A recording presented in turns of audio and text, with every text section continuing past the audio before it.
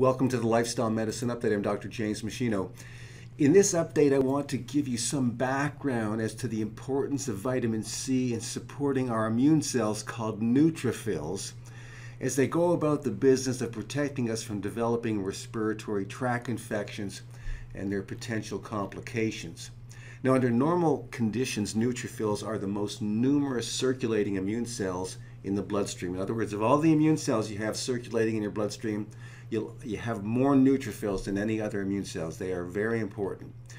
So they're part of the body's innate immune system, which means that throughout millions of years of evolution, neutrophils have evolved not to require any priming to fight and destroy incoming disease-causing viruses or bacteria.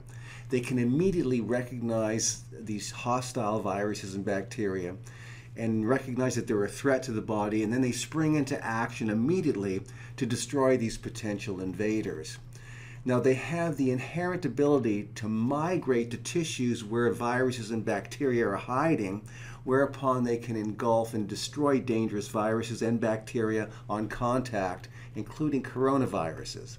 So how do they do this? Well, after ingesting or engulfing the virus, neutrophils secrete antimicrobial agents that either pierce a hole through the virus to cause it to burst, or they kill the virus by generating free radicals that will kill a virus or a bacteria. Now, here's the catch. To effectively migrate to the location where hostile viruses are present in the body, let's say in the lungs, neutrophils require ample amounts of vitamin C. Vitamin C. They also require ample amounts of vitamin C to ingest viruses and to generate the free radicals they need to kill viruses and bacteria. As such, neutrophils have specialized pumps in their outer skin or their outer membrane that literally pump vitamin C from the bloodstream into the interior of the neutrophil. As a result, neutrophil concentrations of vitamin C are much higher than blood levels of vitamin C, as neutrophils largely depend on vitamin C for their infection-fighting capabilities. They really concentrate a lot of vitamin C right inside the neutrophil itself. So studies show that 200 milligrams per day of vitamin C ingestion is enough to optimize neutrophil function in young, healthy people, which often would maintain a blood vitamin C level of 50 micromoles per liter. What you want to have throughout your entire life is a blood level of vitamin C that's at or above 50 micromoles per liter to have optimal infection fighting capacity. Now, in individuals over the age of 60, it appears that 1,000 milligrams of vitamin C is required each day, but you wouldn't take 1,000 milligrams all at once because your body can only absorb 500 milligrams at a time. So you would take 2 divided doses of 500 milligrams throughout the course of the day, so you get the 1,000 milligrams to optimize your blood level of vitamin C and optimize the neutrophil concentration of vitamin C. Now, during a respiratory tract infection, if you develop one, neutrophil vitamin C depletion occurs very rapidly. Neutrophils require vitamin C to do all these things, so they're using it up quickly. So you get vitamin C depletion within the neutrophil. And so studies show that you need, during an infection like this, you need at least 2,000 milligrams a day of vitamin C in divided doses of 500 milligrams per dose to maintain sort of optimal disease-fighting protection.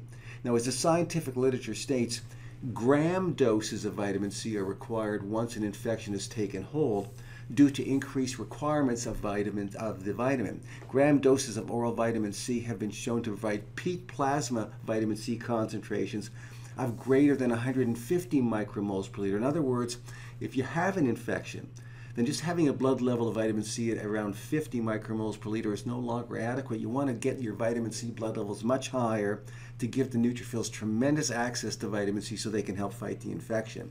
So you want to get your blood levels up to between 150 and 200 micromoles per liter.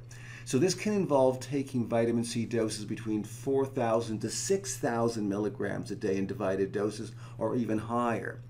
If vitamin C is not replenished via oral supplementation or via intravenous means, neutrophils begin to contribute to the infectious process as much as they fight it. In other words, if neutrophils are not given enough vitamin C, not only can't they fight the infection very well, they actually start to contribute to advancing the disease further. So here's what happens.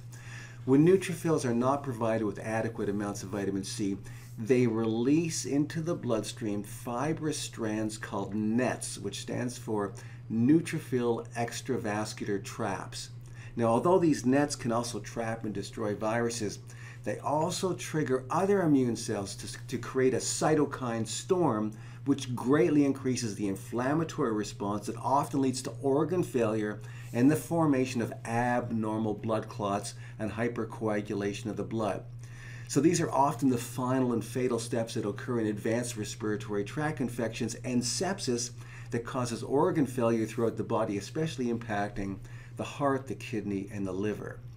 Some recent studies have shown that providing patients with sepsis, so they have advanced infectious processes throughout their entire body, giving them vitamin C supplementation or giving it to them intravenously in gram doses, high doses, has shown promising results in preventing death in a significant number of patients versus the control group.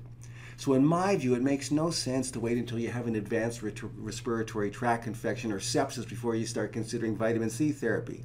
To optimize neutrophil function and to prevent the formation of nets from the neutrophils, it makes sense to support your neutrophil function by ingesting 200 to 1,000 milligrams of vitamin C a day, at least if you're currently healthy.